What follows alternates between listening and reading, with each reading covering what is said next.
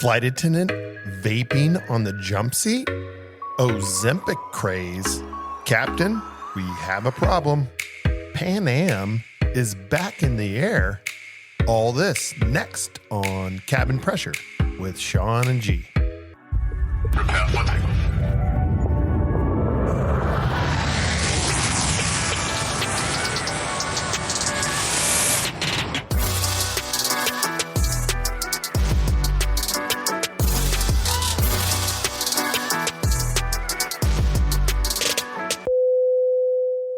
Hey everyone, welcome. This is Cabin Pressure.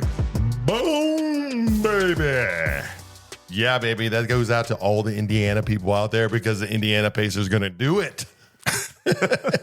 What's up, everybody? This is Shawn. Hey everybody, what's going on? You kill me. Boom, baby, man. Did you watch any of the playoffs? Hell no, I was fine. What are you talking about? Dude, man, it's been so exciting. Like, this is like everybody in the world is like against the Pacers. It's the craziest thing. Like, it started off and like they were like, they don't have a chance. You know, it's going to be done in 4 games. Jay-Z bet on it and lost, $100 million or whatever it was. And so now everybody's like, it's tied right now, 3-3. Right. So Pacer mania. Done. It's done. I wonder how much money I lost in Vegas with that. People made money. People lost money. You know, it's crazy, but I mean, it's just such a good. If you're a basketball fan, like you. So how loud was Carol? Oh, my wife is out of her mind. I need to secretly record it, one day so that you could see like her reaction and stuff. I mean, because people don't. Everybody that knows my wife is so calm. Yeah, she's like right? She's so calm about like her, just in life, her demeanor. Yeah, I mean, completely. I mean, she's a pilot. She's very methodical in how she does things, and she's calm and doesn't get too wound up. But put her in front of a basketball screen.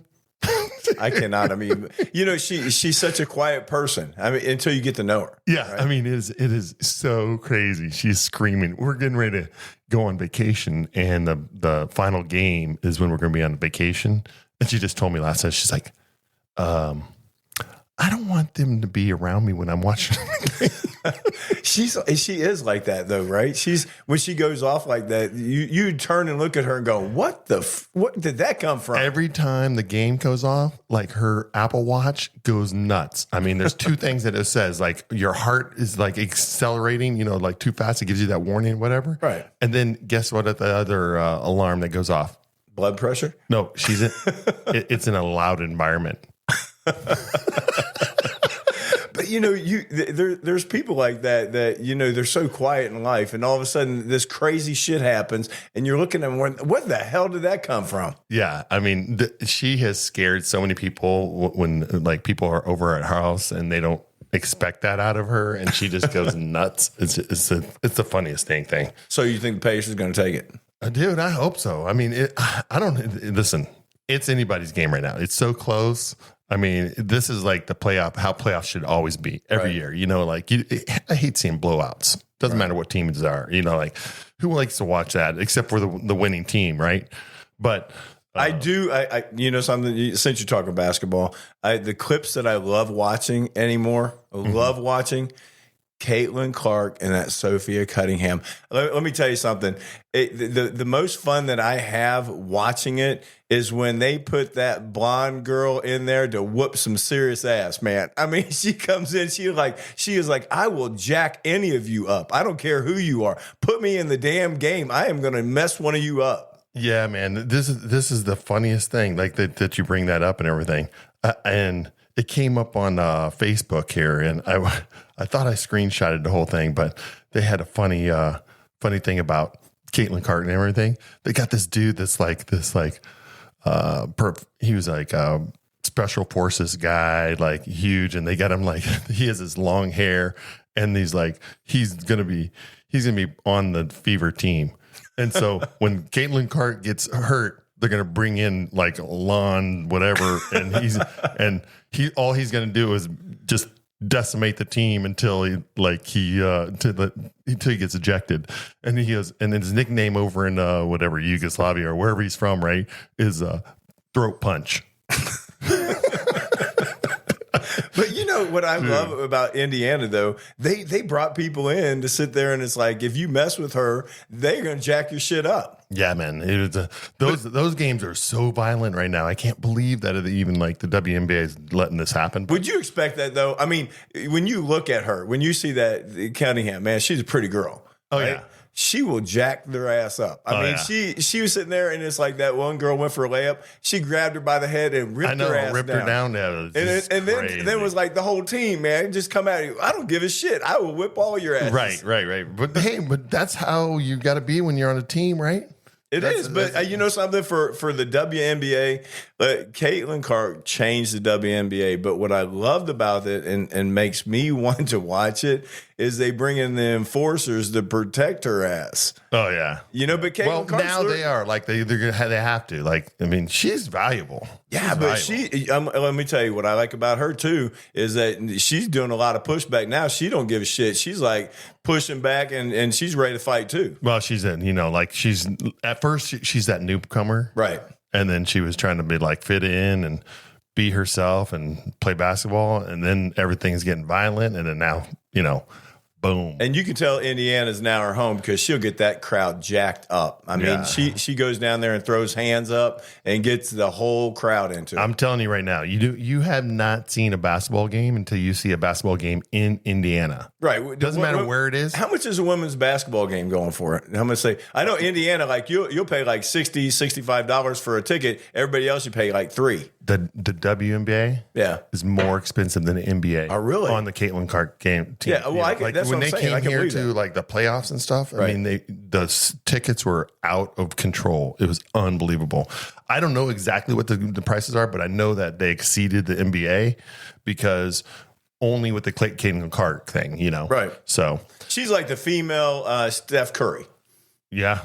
Right. Yeah. I mean, she got handles Michael on the Jordan. ball. Yeah, but name them all, dude. She's unbelievable. Yeah, I mean, she just reminds me of Steph Curry. Buries the ball from anywhere, 3-point range, half court range. If you're from Indiana, nobody's going to say Steph Curry. They're going to say Reggie Miller. Oh, yeah, that's true. There you go. Okay, that's true. They're not going to associate her. with Reggie's the guy. gone, and I understand. I get that. He's a legend. Though, I know right? he is. He is. He's a legend. Yeah. Anyways, man. So what's been going on?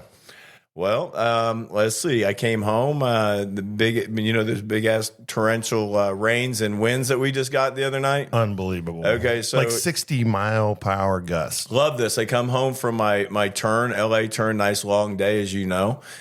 Came home and I looked at the house and the garage, and the big piece of freaking metal flashing was flapping in the wind. I'm like, you got to be shitting me. That's so loud when it happens. When you're in the house and that thing's attached to the house, it's like clank, clank, clank, clank, clank. Okay, here's the funny part. You want to hear that again? It was clank, clank, clank. Anyway, it's really loud. Yeah, bullshit. It wasn't that loud at that time because I got up at like 3 o'clock in the morning. We drove into work, didn't even notice the thing, right? Oh, right. Yeah, and came back home and it was flapping in the wind. It was probably making those sounds that you were talking about. And I was like, this sucks, man. So got to get the ladder out, get my ass up there, bend it back in, put the flashing back in.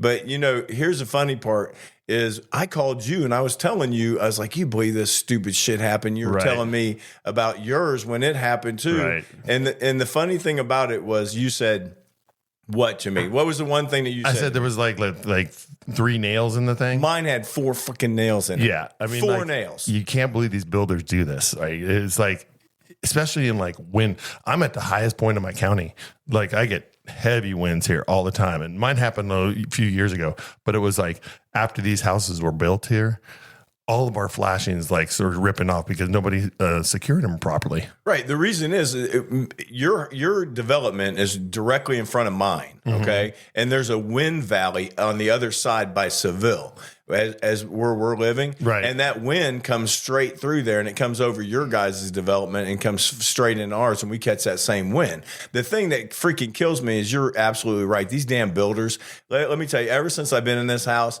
I find shit all wrong all the time. I had a bay window out front. Okay, huge bay window. These pieces of crap didn't even seal the damn window. Didn't seal the window. Water was going down inside, and I had to replace this whole area. You got mold damage. You got all that stuff. Stupid ass builders. They'll sit there and they'll do things, and you'll find these problems later on. It's just a bunch of bullshit. And I had 4 freaking nails. So, of course, eventually that wind's going to rip that damn thing off. And here it is. And it took 20 years, but still, if that thing would have been on there for 50 years if you'd have put the right nails in it. So, but it was just bullshit. I had to come home, get the ladder, go up there and put that damn thing back on. And so that was a bunch of fun. But, the funnier part is when I was on a flight, you know how we talk about jump seat therapy? Yeah.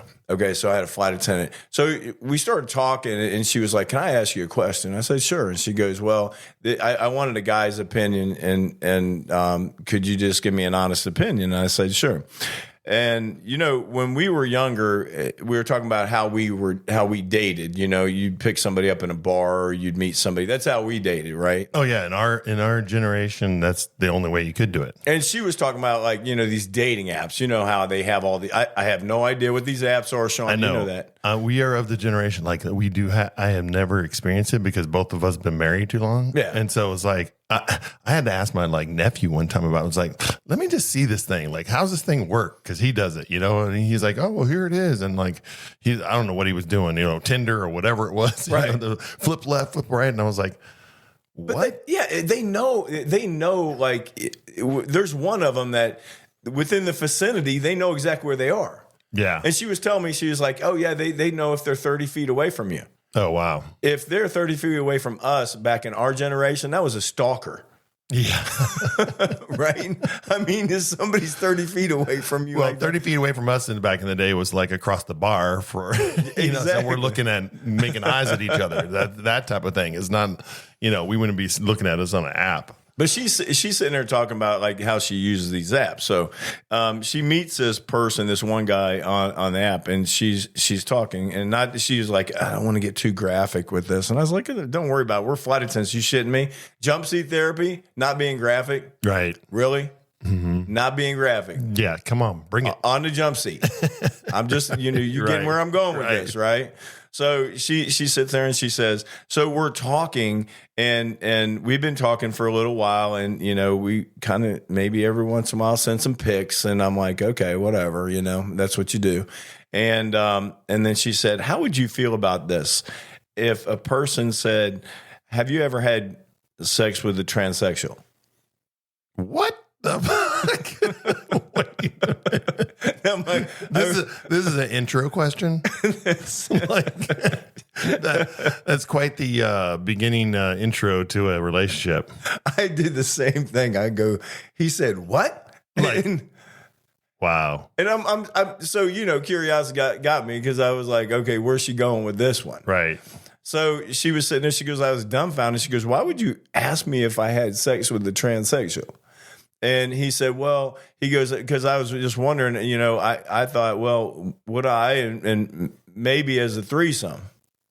What? Yeah, dude. You First just of all, met this. How would that go over in the bar, Shawn? If we just met him in the bar, that might get violent in the bar. But in this conversation, wherever she was having it on the phone, right? No, or chat. He had messaged her first. They were texting. Yeah, and then he had called her because he's like, oh, I got to straighten this out. And she's like, there's no straightening this out. Yeah, She was like, and she goes, what would you do? And I said, well, apparently you guys, we would hang up, leave the bar, or whatever. Me, I would be blocking, doing whatever the hell you guys That's what I was getting ready to say. I was like, I'd literally be like, discontinue thing, block. That'd be done.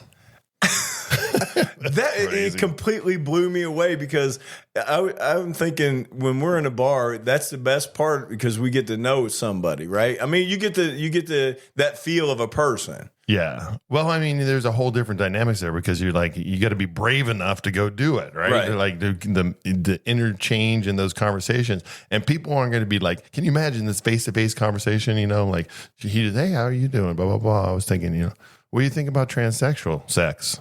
Out of the blue, like in person, is she slapping the guy? Is she like, pushing him away, get away from me? It's the scenarios you can go through your head. Everyone out there, just imagine. Do you know what I loved about going to meet somebody in the bar though? Because me and you used to hang out all the time in the bars. Yeah, and you'd sit there and realize there's a couple things I want to go over here.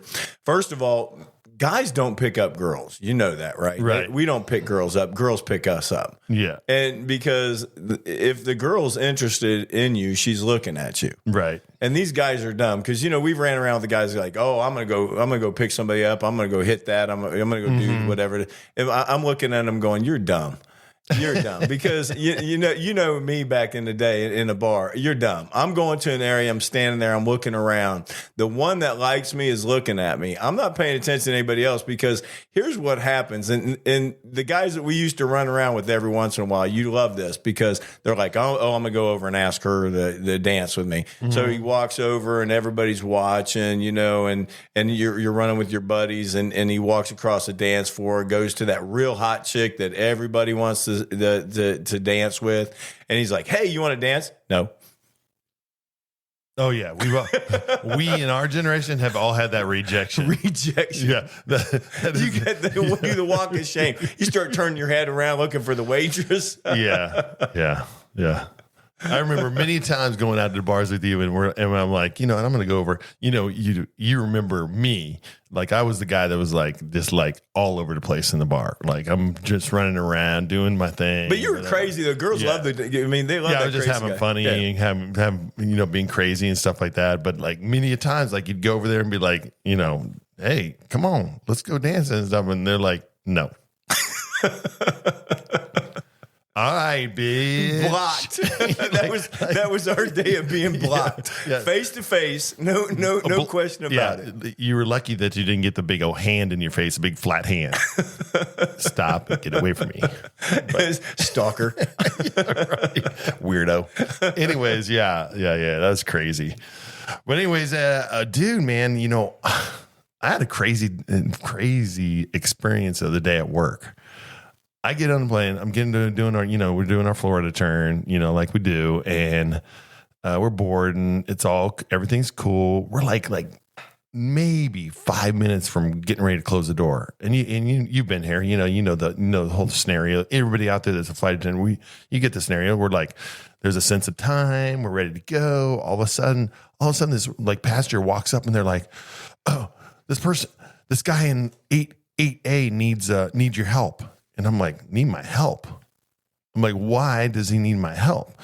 And so he like, no explanation, nothing. So I walk back a few rows. I look behind the freaking, bulkhead there. This dude had projectile vomited over the entire row and the seat in front of him. And everybody is like wiping shit off them. It's going down the side wall. That is so It's nasty. all down his chest. It's all on the guy that's sitting in front of him that had just boarded the plane. It was all over his arms, on both sides of his arms, where his armrest was. It was the passengers next to him in the seat. It splashed off the screens and stuff in front of them and all shot over to them. It was a disaster. I mean, like what's your first reaction to something that's happened? My first reaction is you're looking at them like, oh my God, you got to get everybody out of there. Yeah, it's like oh my God, this has to be cleaned up. So now I'm like, okay, listen, everyone. Time just went right out the now. window. I'm just like commanding the situation. Like I'm like, you get up. Go up front, go try to clean up. We got towels and stuff. We'll get you up there. Go up here, go this way. I'm like directing people. The guy's sitting there and he's just in a pool of like puke. Right. and I know, because he doesn't know what to do. Right. Yeah. So we're like bringing him stuff and trying everything. Finally, I'm like, you need to get up out of the seat. I mean, the guy wasn't even like moving. He was just like this total negative reaction to it. And I'm like, you got to get out of the seat, dude. We got in. So we had to call cleaners, and cleaners came in there with sanitizing and spraying stuff and washing things out. I had them tearing up the seat cushions and all kinds of stuff to like clean everything up. But that delayed us in the start of our day. Okay, so here's the big question: was he intoxicated? Nope. So you knew you're going to throw up. Okay, intoxicated. No, he didn't know he was going to throw up. So this come is on, everybody knows. So this is what happened. The guy he was like elderly guy. He had an exhausting weekend, grandchildren, all this stuff. He's like, I'm so tired.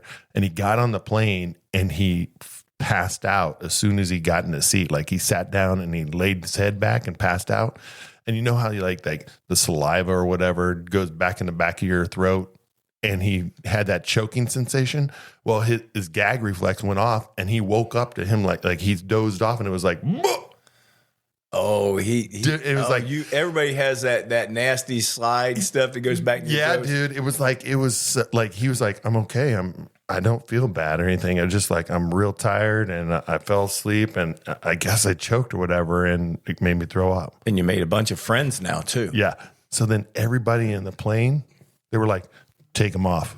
Take him off. Take him off. We don't want him on board. He doesn't look good. He looks pale. He looks bleak. Like this one guy was like just on me like, he doesn't look good. Are you sure he just threw up over everybody? I'm like, calm down. Like literally, like people are reacting. I'm just like, this is not necessary. It's the old guy that threw up. It's an old guy. He threw up. The whole situation. He was fine, man. The whole entire flight. Here's the funny part. If something would have went down, your ass would have been on the line. Oh yeah. Right. Yeah. I mean, that's one of those decision makers because you have to make that decision whether they go or not. And I would have done the same thing. I'd have been like, no, you guys got to chill out. He's fine. Yeah, the guy's fine. Like I went down the whole thing. I'm like, you're sick. Do you have any health problems? Do you know how you're feeling? The whole 9 yards. He'd give me the whole scoop and give me the whole all the information. And I was like, this guy's fine. It just happened. Like You want a Tic Tac? A Tic Tac. He's got some nasty ass breath, man. Well, he had a backpack with him, and it all went on the backpack. It was just like the whole thing was soiled. I literally had to give him a trash bag to put his backpack in for the rest of the flight. I still say you need a Tic Tac. Right. I'm telling you, man. He got some nasty ass breath. This motherfucker needs some Tic Tacs. Get him some Tic Tacs. Yeah, but at that point, you don't want to give him anything that he's going to choke on. Oh, shut up. Just give him a damn Tic Tac. Don't give him anything because give him a damn Tic Tac. His breath stinks. Yeah, dude. Anyways, the other thing, man, that happened to me too is, so I'm going back to work and I'm transferring, right? I'm going to Newark. You're transferred. I am transferred. I am officially transferred. You're not here anymore. I'm out of this home that I've been here forever, 30 some years. And anyways, I had this great plan. Like, here's the plan. I'm going to go to Newark, and as a flight attendant, I'm going to go there. I want flexibility. I know if I bid international, I'm a big senior flight attendant. People will take my trips. Our company lets us go down to 0. I can now pick up out of base. I can come here to Cleveland. I'll fly on the days that I want to fly under my terms, under my schedule. And that's the flexibility of the job. I'm like, that's what I want to do. So I do that. And, I hold Dubai. Okay. So I get to, I'm like, oh, all right, cool. This is going to go quick because Dubai over in Newark is a very hot, hot destination. It's a great layover city.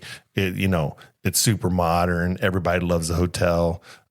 It's a Marriott hotel. So we get points and stays and all that stuff. So that, it's a win-win for everybody. So then I'm like, okay, I'm ready to clear my schedule. And like 3 hours before I am getting ready to, the whole open time's getting ready to open and people are ready to take my trips. Guess what happens? I kind of know where this is going, but go ahead. Yeah. Our airline announces all flights to Dubai are canceled till further notice. Somebody didn't look at the news. Right. So maybe you need to crawl out of that manhole and look at the news. So my commuting from Cleveland to Newark and me thinking like, oh my gosh, there is I'm going to be canceled. So now I'm going to be sitting on reserve over in Newark. This is a total nightmare impossibility. Like, I'm like, oh my, what the hell have I gotten myself into? And luckily, because our coworkers aren't as sharp as we would like them to be always, these people weren't paying attention. Nope. And 3 hours like a later, rounded shovel. Yeah, exactly. 3 hours later, those Dubai trips, pop, pop, pop, pop, gone, man. I was like, so international flight attendants just became domestic divas. Yeah. There's all these people that are like that got awarded to buy this. We're paying attention to the news. Where are they, Shawn? Yeah, I mean, like it's not just our airline. Like every airline that's going over to that whole area of possible war getting ready to happen. I mean, we don't fly commercial airplanes where there's potential war or missiles. Yeah, you know where that doesn't happen? Where's that? Jackson Hole. Jackson Hole? Yeah. So while you're getting Dubai, I'm going to Jackson Hole. I ain't got to worry about a war breaking out in Jackson Hole. Right, yeah. You got to worry about bear.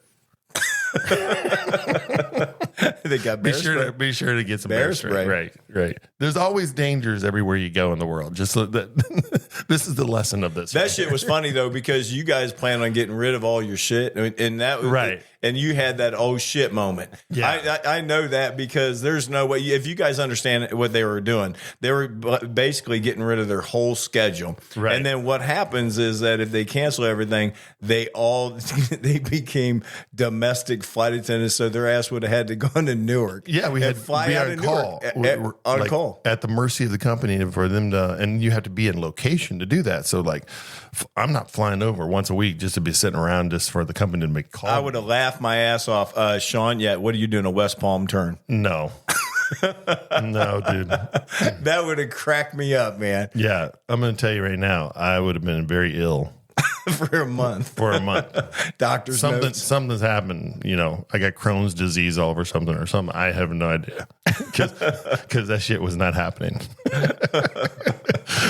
But anyways, man, the other thing that happened, I was thinking about the switch topics here.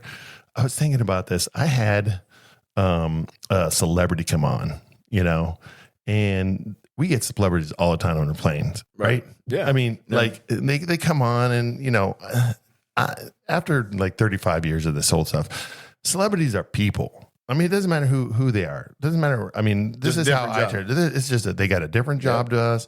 They got a higher profile so people know who they are or whatever, but they're just normal people.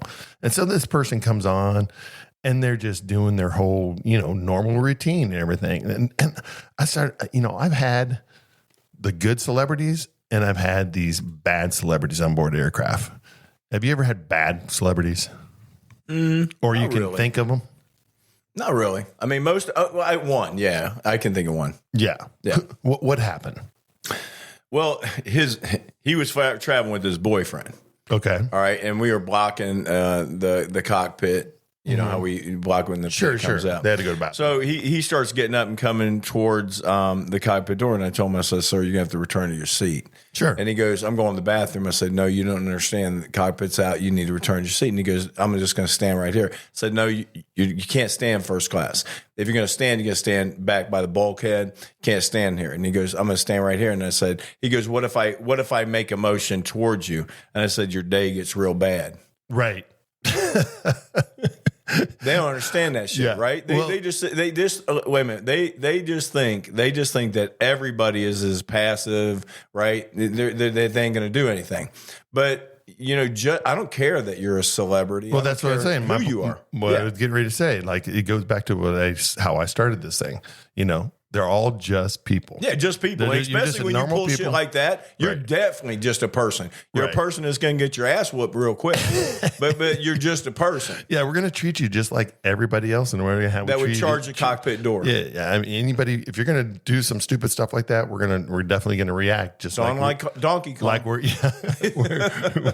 to react exactly how we're supposed to react. But wait a minute. But thank God, most people they turn around and they go sit down. I mean, I'm joking around with you, but most people they go to turn around, but every once in a while, you're right. You have these assholes that they think they can do whatever they want to do, and they're not. They're just people. That's all they are. They're just people. Yeah, and my point to this whole thing was like, I was like, I've had like, it feels like hundreds and hundreds of celebrities on board aircraft over the years, and I've never really had problems with any of them, like because I've always treated them like people, right? And I have some fun stories with some of them. Some of them I had, some of them are very talkative. I just like, it's great to like be able to just connect with people, and you get to realize these people are just people leading their normal lives, like this is what they're doing. It might not be a normal life, but it's like they're leading their lives the best they can do.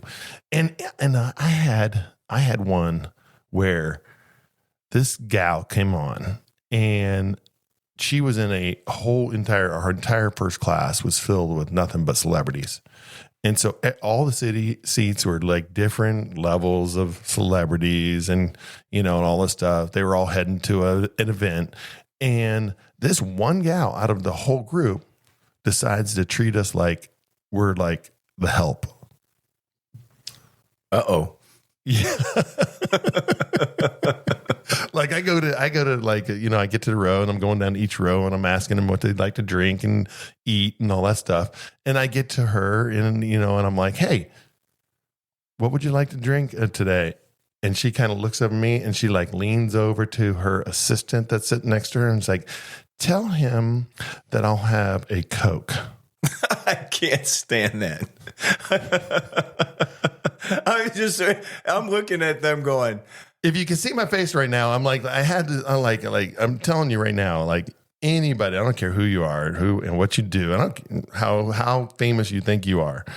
If you treat any other human being like that, where you can't even address them face to face. I mean, you're less of a human yourself. You know what I'm saying? Like that's how I feel. And my reply, and you know what my reply is going to be. Like I looked straight at her and I said, if you're incapable of directly talking to me, you may not get any service on this flight.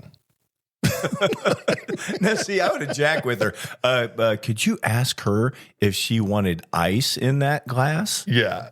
Back and forth. Like, yeah. Can you tell her that I may put ice in there or may not, but would she like it or not like it? Did she want me to touch the rim or not touch the rim? Yeah, I mean, like, come on. Are you kidding me? You can't talk. But that does happen because even with the kids, sometimes they're traveling and they're whispering between each other, and I'm like, I'm right here. Yeah. Yeah. Well, right? I mean, with kids, I get that whole like the shyness level or things like that. But you got to teach them the same way or they end up being that damn celebrity that starts talking to their assistant. Right. So I'm like, but I mean, who this person was, and I'm not saying any names or anything because I don't want to like, get onto that whole thing where people like, defamation of character and all that stuff. But it just came to me the other day because I had this celebrity on board and they were actually just real cool, real relaxed. But like the crew was reacting to this person because this person was kind of controversial, So they were like, "Ooh, what are they like?" And I'm like, they were normal. Like, I'm sorry, but I always laugh because I'm standing there, and I know when we take their orders, when we're standing there, I'm like, she realizes I'm here, right? I'm standing right here. I can actually hear what she's saying, right? I mean, it's the stupidest thing. Yeah, it's stupid, but you were the help. Yeah, I was the help. You're like Mr. Belvedere, but you don't wear the vest. Yeah. Well, I don't want to bring this into the thing. The person that I'm talking about also was African American as well as myself, and they were treating me like this too. And I was like, "Uh-oh, are you for real?" Like there was a whole nother level of dynamics going on here that I was like, this shit is not happening right now. This is not gonna, especially with you. That shit ain't gonna fly. Like I'm literally, you're almost like on borderline of me saying, you're incapable of being on this flight. I'm surprised you going, oh, hell no. Hell no. Hell no. Right. You ain't not talking to me like that. Yeah, this ain't it. Yeah. But anyways, yeah, it's crazy, man. But you know what goes with bad passengers though? What's that? You get bad crew members, man. Bad crew members, dude. Stupid ones sometimes. Well, bad crew members just like get under my skin. And they're like the talk of our town. Are they not? Like everybody knows who's the bad employee and who's what not they do. And it doesn't. This goes for any work environment. It doesn't matter if it's flight attendants or you work in an office or you work in a factory or wherever you work.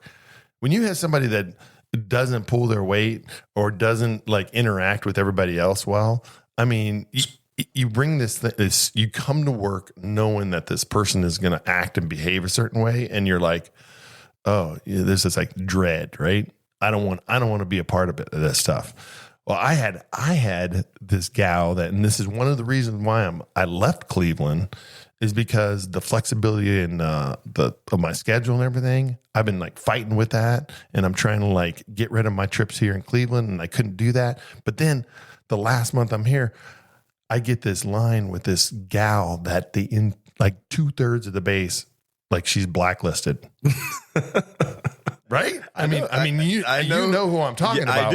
I do. But it's like, I just was like, this is some bullshit. Now, so like, because we were in a small town, here's this gal. She makes everybody, she's just a bad person. Basically, overall, just I think it's miserable. I don't think it's. I just think it's miserable. Yeah, she's had so many events in her life that have drawn her into this abyss of what she is now, that she doesn't even realize it. And I had heard that there was another flight attendant that said something to her. I don't know if this is true or something. I really haven't investigated the whole thing, but I had to fly with this gal, and she is miserable, dude. I mean, here's an example of how bad she is. Okay. She's on our jump seat where we're taking off, and I get up after we do our, welcome announcement, and we're almost to like altitude. And she looks at me and she's like, "You're getting up?" And I'm like, "Yeah, I'm like getting up to, get ready to go. We gotta take orders and all that stuff." She's like, "I don't do that." And I'm like, "You be you and sit there." Yeah, exactly. Yeah, you be you, and I'll continue to do my job. So then she finally gets up. I'm taking orders to come back into the first class galley, and I'm like, "Here's orders, all this stuff," and I'm waiting there for hot towels, right? Because we have a meal service getting ready to happen. And she's like, "Is it okay we don't do hot towels because I'm hot?"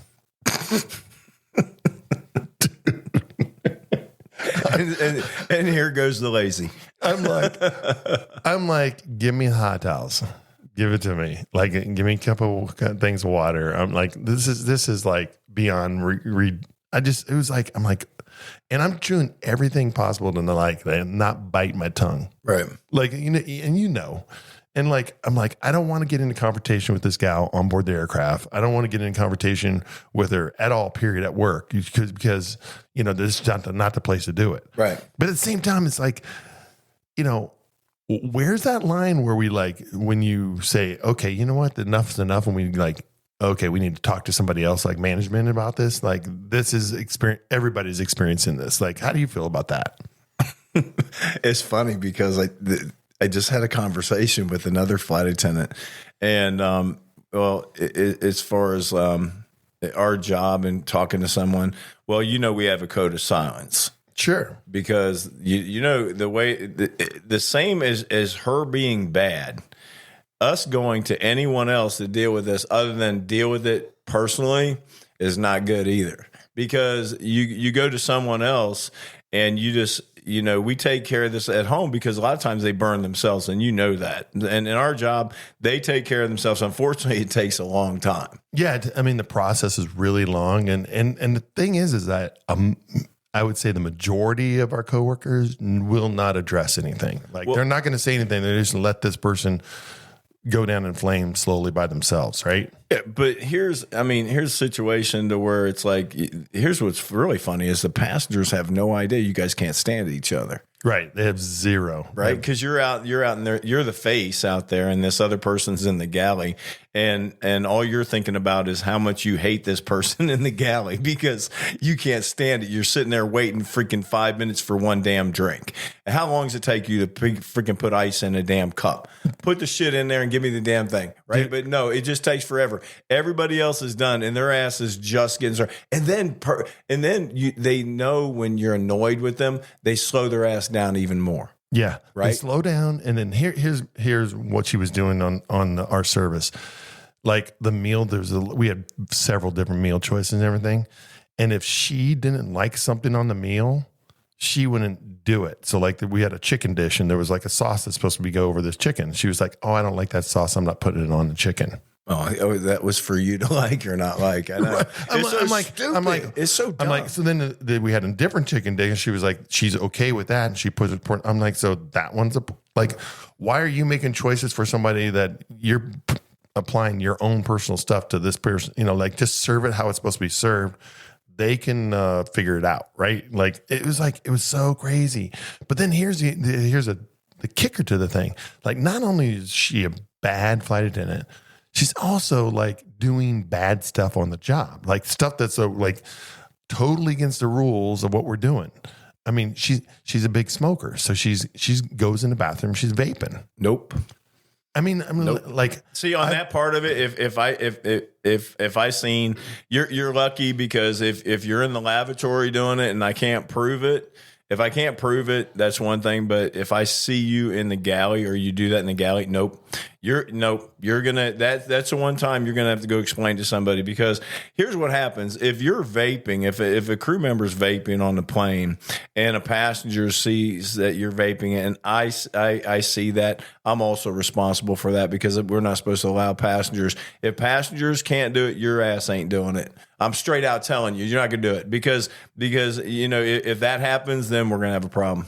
But there's that line I'm talking about. That's what I was just back to this conversation. Okay, at that point, that flight attendant, he or she jumped over that line. That was your decision. When you cross that kind of line, that one was your decision. Okay. Now on that one, if you do like that, now you're putting my job in jeopardy. No, your ass is going down. Not me. I ain't going down on this one. Yeah, because you're doing it in front of other people and they can see you. So that's my whole point to this whole thing. Like, it's like there is a line, and where do you do? Like, you were talking about the code of silence and stuff. Like, where does that stop with this person that just continues to be the bad behavior?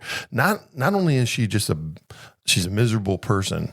She's like, she brings her misery to the job, and then she's like working with us, and then she starts like pushing it to the limit where she's like breaking the rules of our job. That's where you right there. Okay, that's the line. There. Yeah, that's a line, because see, when it becomes they're miserable, we deal with a lot of freaking miserable people in our job, and like I said, most of the passengers, they don't know that we can't stand this person. Now we have flight attendants that not just misery, that their ass is just slow. You know me, I can't work with slow people as much as I can't work with miserable people. Dude, you are like ultra fast. I can't work with slow people. If your ass is slow, trust me. On mine, you're on my no-flies list, because I can't work with you, because passengers, when they've seen me, they know that they're going to get a very efficient service, and that's just me. They ain't gonna get some lazy ass flight attendant, lazy service. That ain't gonna happen. But this, what you're talking about, yeah. When you decide to cross over that line to where you're breaking the rules lines, not just a personality, completely different thing. Because now you just put my job in jeopardy, and that shit ain't gonna happen. Because in our business, they'll bring all your asses in, right? And then you're gonna have to explain why you didn't do something about this person that you did with passengers, and that shit ain't gonna happen. But so here's the other thing. So now you get the whole setup right here and everything. So now we're done with the service and everything. And now people are like just like being normal passengers and requesting things that are normal. And like, I get this order where this guy's like, "Hey, can I get some ice in my water?" So I go up to the galley and I'm like, "Hey, can you put some ice in water?" And she's like, "This is ridiculous." That was her comment. This is ridiculous. For ice. There you go.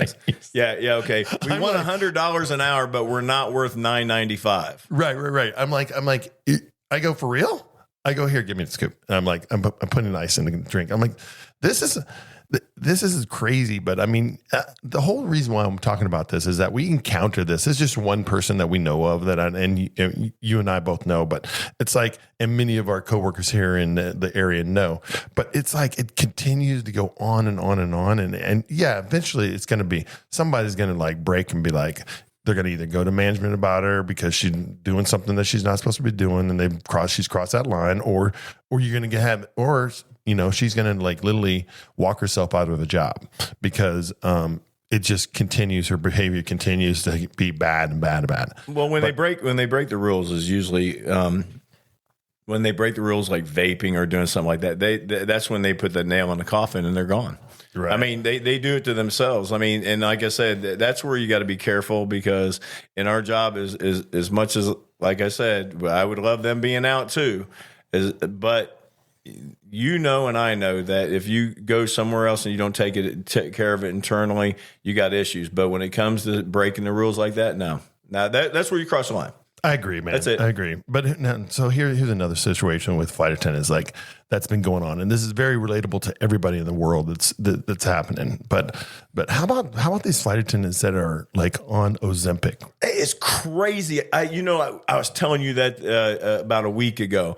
Ozempic had hit the airlines hard, man. Yeah, I mean, like these flight attendants in general are very, we are very vain people that we are out there, and we, how we look and what we look like. For the most part, our population are very concerned with how we look and how we present ourselves. So we want to be professional, all that stuff. But also, you don't want to be gaining weight. And we have friends just like in everywhere in life. Like there's people that gain weight, as we get older, the whole 9 yards. But these girls now are taking Ozempic, and I'm not trying to just. There's other things out there. There's the Wegovy and Mangiano and all these different things, but we're just saying, they're taking some form. They're saying some kind of form of like unnatural weight loss medication that is affecting it. And these girls come to work and they're like so unhealthy looking. They look like skeletons. Like they've gone too far. Like they look like sticks and skirts. I mean, they went from having a natural body to this. I can't. It's hard to explain it now. They get that Ozempic face. I mean, yeah. I mean, everything's svelte. Like that's what I would say. The word svelte comes to mind. Like you just like everything is like depleted off your body. There's no muscle tone to you. Nothing looks like normal. It looks very like you've been starving yourself. Well, that's what happens, though, right? I mean, it deadens the senses as far as for eating. So, I mean, you don't have hunger cravings. You don't have the hunger cravings. So, right. But when I started looking at that, and there's a flight attendant that her sister actually is a doctor, and and her sister is saying the problems that they were seeing coming in there, huge problems, is with the kidneys. Right. And you think about this, really, the way the organs work. Our organs work that food comes in, digests, But when you don't have any food coming in, there's no digestive going on. You're shutting down your digestive system. It is basically not working. So you go through this whole period of time where your digestive system's not working. And even doctors have talked about this. They're wondering down the road, not right now, but down the road, what happens when you go back and you try to kickstart this digestive system that you shut down? Yeah, is it working correctly? They're saying that like these people do, like they gain a lot of weight when they come off of it and all this stuff. It's like all that stuff starts happening. But I mean, to your point about your digestive system, if you shut down that system, it's kind of like the faucet in your house. Like if you turn off the faucet for too long, what's going to happen? You're going to start getting all these bad chemical sediments in the plumbing and all that stuff, and that goes to your kidneys. So the filtration system, you literally now you're settling toxins in your kidneys, and that's why all these problems are happening. So I mean, your digestive system is so important, like to keep that still circulating, and that's. You got to keep the plumbing in your body working, because I know all too well, believe me, I had personal encounters with my digestive system shutting down. I ended up having a tumor in my digestive system and had to be taken out, and then it wouldn't restart when they connected me all back up. And I sound like I'm like just plumbing in the house, but I mean, it's super serious. I mean, it's like a life or death thing if you don't keep your system working, and these things enhance that ability for you to stop doing this, behavior of eating and drinking and acting normal like a normal human.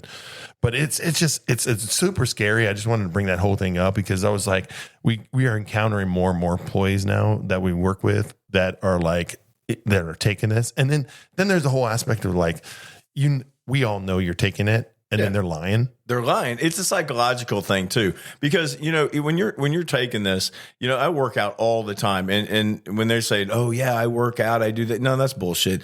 You do not, because let me tell you something. First of all, you don't have muscle mass. You're dropping down. It gets to a certain point, and especially when you're at this age, your body, it only burns so many calories if you're putting in a certain amount of food and stuff like that. So in the unhealthy parts of it, right when you start, this is what kills me. It's like nausea, vomiting, diarrhea, constipation, decreased in appetite. Okay, well, no shit. It's shutting off your appetite, so you have none. So it's not a decrease, you have none. So they get to a certain point. And what's happened, and we've seen this, right? They look good at like this one point. They get to a point and they're like, oh, they look good, right? Yeah. But then it continues because you keep not eating.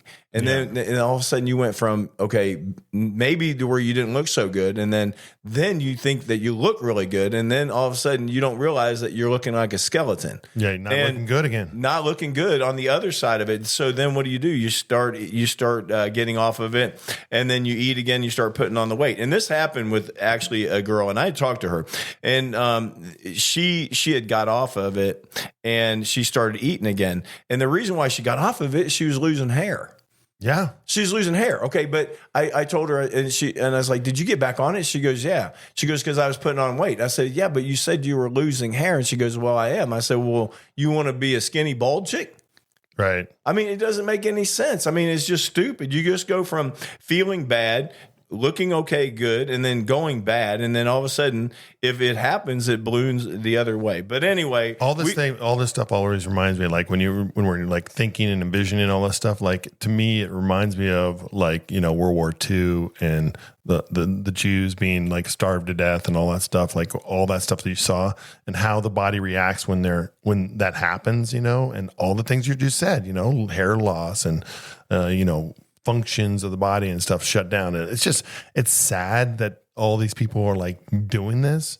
And yes, we all like, if you're a little heavy, yes, you want to lose some weight, but there's a limit. Like you need to know when. Just get on a good diet. Just do it. Yeah. Your body, it will react. All you have to do is not put that food in it, and your body will basically burn the fat off. But anyway, like I said, we just want to touch on it because, I mean, Ozempic, that craze has hit the airlines and a lot of flight attendants.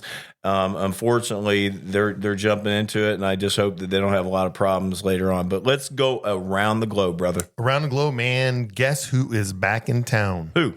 Pan Am. No way, really? Pan Am, man. I was like, they literally, I guess somebody got the name and decided they were going to restart Pan Am, but it's not like flying like the word flying. Like this is not an airline where they're like going and doing turns and this is passenger carrying service. It's actually Pan Am's turning into like a tour service. So these planes are there. They're going to take off from New York, whatever, and they're going to go to Bermuda, Portugal, France, UK. It's kind of like going on a ship, right? And going I was going to say this right? like a cruise ship in the air. That's what this whole thing. It's like this one package. You're going on this like tour around the world. You're going to do. There's like 50 seats on this plane. Everything's business class, lay flat seats. First class service. For the meals and all that stuff. It's just a giant tour, but it's all on Pan Am, and everything is like retro. Okay, so it's like a cruise. So how much is that going to cost? Well, that is the problem. The problem is that for a couple, it's going to be just about $60,000 for two people to go on there. But if you're just going there by yourself as a solo travel, it's about $65,000. $65,000 for an in-flight cruise. Yeah. Okay. Well, they should have named it In and Out. Because their ass is coming in and their ass is going out at that price. Yeah. There ain't no way in hell. Yeah. It's going to be very interesting to see if they can sustain this type of model. Like In and Out. You remember this conversation. Right. I'm telling you, this is like In and Out, buddy. You're coming in, your ass is going out. There ain't no way. There's no way you're going to get that. Yeah. You might get a couple people, but you're going to go on there. You're going to have this whole plane. You're going to have like a couple. Yeah, I think it launches this week, so it's going to be very interesting to see who is So you're really catering to like millionaires here. Like these are like millionaires that have lots of time. They want to do some world travel, blah blah blah, all that stuff. But it was wild when I saw that. Other thing, man, that's happening also around the globe is all the news and reports and stuff coming in from the Air India. They recovered that black box, and it's been super interesting to me, like to watch all the different aspects and angles of what they're talking about. But to sum it up in a nutshell right here, I've heard reports of like, the one thing that's true from the black box and recorder is that the pilot declared that there was a power failure. They had total power failure. That's why he called out Mayday and all that stuff. But there's a couple of different reasons. Like I heard one where like the seat in the captain's seat slid back, which actually hit the controls that brought him back and locked him into position. And the first officer wasn't experienced enough to grab the thing to push him forward and all that stuff. And that was one theory, whatever. And then they had the Ram Air turbine that dropped down that they're all I've seen that see that the rat. The rat. So that thing, but that thing, it doesn't give you power like thrust. It gives you electrical power so you can operate so the plane can glide down. Like it had deployed so that, the pilots can manually deploy it and the plane can deploy it itself automatically if it like loses power. So that was a whole nother, they don't know what was going on or what did they, and then there was a new engine put on. So they were like, that was a weird thing. So it's wild how this whole thing is developing and everything. But the Air India thing is going to be very interesting mystery to follow. I think it's going to take a little bit of time on this one. Yeah. It's still sad though. I mean, it's sad. Well, here's the other thing too. Like there's been lots of focus on all the people that were on the plane, but on the ground, my last reports were like, there was like 33 people on the ground hit like a training facility for like doctors and all this stuff. There's all these people on the ground that lost their lives too. So the total, I guess, is getting really close to like 300 people. Yeah, so it's pretty bad. Anyways, man, we're gonna wrap up this show here with our quote. And the quote, what's the quote today, G? The quote today, I love this one too. Nothing changes if nothing changes. And that's perfect for me and you because we change shit all the time. Yeah. I mean, listen, it's a very profound like statement. Like honestly, just think about it. It's kind of like that bad flight attendant we're talking about everything. You don't change unless you change. I laugh about that one because that is definitely me and you, man. Exactly. We change shit all the time. All right, guys, listen. Hey, I had a lot of fun this week. You guys have a great week, and we will see you next time on Cabin Culture. Yeah, we'll see you next time on Cabin Culture. See you guys. Later. If you laughed, learned something, or just feel a little bit better about your own job after hearing about ours, do us a favor. Subscribe, leave a review, and share this episode with your weirdest coworker. You know the one. Hit us up on Facebook. Drop your wildest airport stories. We just might read them on air. Bonus points if you involve questionable clothing decisions. Until next time, stay strapped in, stay hydrated, and for the love of TSA, keep your clothes on in the terminal.